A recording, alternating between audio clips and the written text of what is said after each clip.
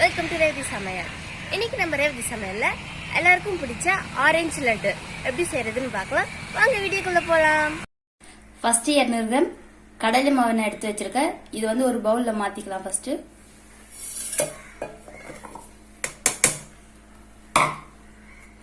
1/4 spoon baking soda எடுத்து வச்சிருக்கேன். இதையும் சேர்த்துக்கிறேன். 1/4 ஸ்பூன் வந்து ஆரஞ்சு ஃபுட் கலர் எடுத்து வச்சிருக்கேன். இதையும் நான் உள்ள சேர்த்துக்கிறேன். இப்ப சேர்த்துட்டு ஒன்ஸ் மிக்ஸ் பண்ணி விட்டுக்கலாம். இப்ப இதுவே நல்லா கலந்து விட்ட அப்புறம் இப்ப நம்ம கொஞ்சம் கொஞ்சமா தண்ணி சேர்த்து கலந்து விட்டுக்கலாம். வந்து நீங்க அரைச்ச மாவா இருந்தா நீங்க ஜெலிச்சு வச்சுக்கோங்க. கடையில வாங்கின மாவு அப்படின்னா நீங்க ஜெலிக்கணும்னு அவசியம் இல்ல.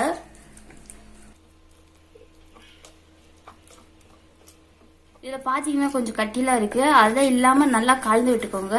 இன்னும் கொஞ்சம் கூட தண்ணி ஊத்தி நல்லா கலந்து விட்டுக்கோங்க.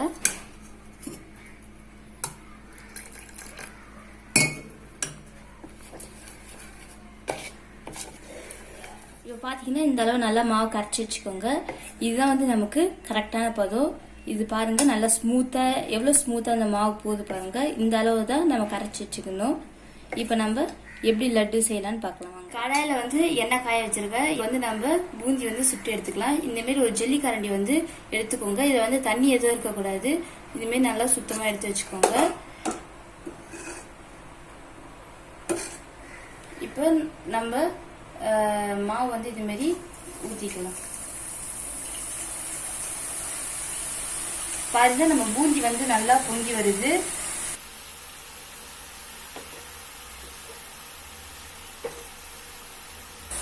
ரெண்டு கரண்டி மாவு மட்டும் சேர்த்துக்கோங்க. அதுக்கு மேல சேர்த்துடாதீங்க.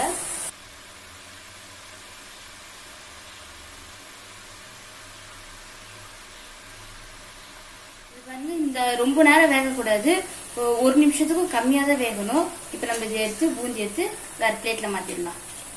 பாருங்க நம்ம பூந்தி பாருங்க நல்லா கரெக்டான சைஸ்ல வந்திருக்கு.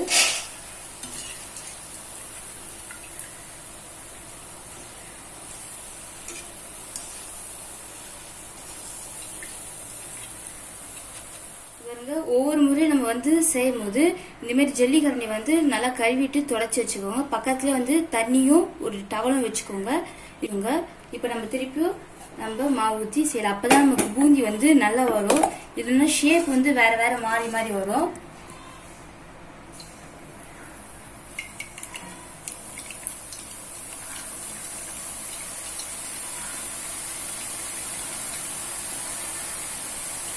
பாருங்க நமக்கு வந்து பூந்தியோட ஷேப் வந்து கரெக்டா வருது. இதே மாதிரி எல்லா மாவையும் நீங்க ஊத்தி எடுத்து அடிச்சுக்கோங்க.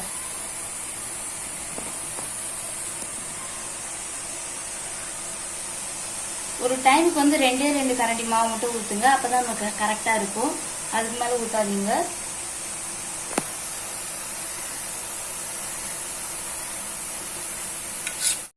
இந்த மாதிரி எல்லா பூந்தியும் சுட்டு எடுத்துருங்க. நம்ம வந்து எல்லா பூந்தியும் வந்து சுட்டு வச்சாச்சு. நமக்கு 100% வந்து கரெக்டா வராது. இந்த மாதிரியே வரும். நம்ம வந்து இப்ப எல்லாத்தையும் அரைச்சி எடுத்து வச்சுக்கலாம். இப்ப நம்ம இத அரைச்சி வச்சுக்கலாம்.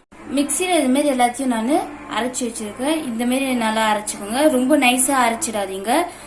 கொஞ்சம் கட்டியாவும் இருக்கட்டும், கொஞ்சம் நைஸாவும் இருக்கட்டும். இந்த அளவு அரைச்சி வச்சுக்கோங்க. 200 கிராம் சக்கரை எடுத்து வச்சிருக்கேன். இப்ப வந்து நம்ம ஜீரா எடுத்து ஒரு கடாயில வந்து சக்கரை உள்ள சேர்த்துக்கிறேன். சக்கரை முழுங்குற அளவுக்கு மட்டும் தண்ணி ஊத்திக்கிறேன். ரொம்ப அதிகமா சேர்த்துறாதீங்க தண்ணி. இப்ப பாத்தீங்கன்னா நமக்கு வந்து சக்கரை எல்லாம் கரைஞ்சி வந்திருக்கு. இது வந்து ஒரு கம்மி பதம் வரணும்னு அவசியம் இல்ல. இதுல இந்த லட்டுக்கு வந்து கம்மி பதம் வரணும்னா சக்கரை கரைஞ்சா மட்டும் போதும். இப்ப நம்ம அரைச்சி வச்சிருக்க இந்த பூந்தியெல்லாம் வந்து உள்ள சேர்த்துக்கலாம். இந்த மாதிரி கொஞ்சம் கொஞ்சமா சேர்த்து முதல்ல கலந்து விட்டுக்கோங்க. மொத்தமா சேர்த்துறாதீங்க.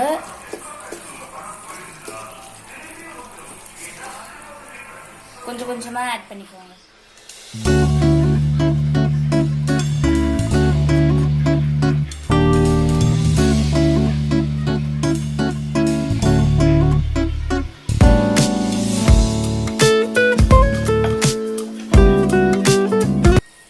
நல்லா கலந்து விட்டுருங்க.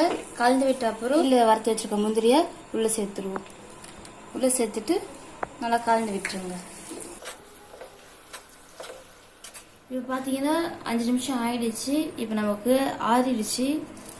இப்போ நம்ம லட்டு பிடிச்சி வச்சுக்கலாம். ஒன்று ஒன்றா இந்தமாரி எடுத்து இந்தமாரி பிடிச்சிக்கோங்க. பாருங்கள், நமக்கு லட்டு நல்லா வருது. நல்லா ஸ்மூத்தாக சாஃப்டாக இருக்குது. இதேமாரி எல்லா லட்டையும் பிடிச்சி வச்சுக்கோங்க. பாருங்கள் எவ்வளோ நல்லா வந்திருக்குன்னு பாருங்கள் லட்டு. இதேமாரி எல்லா லட்டையும் நம்ம பிடிச்சி வச்சுக்கலாம்.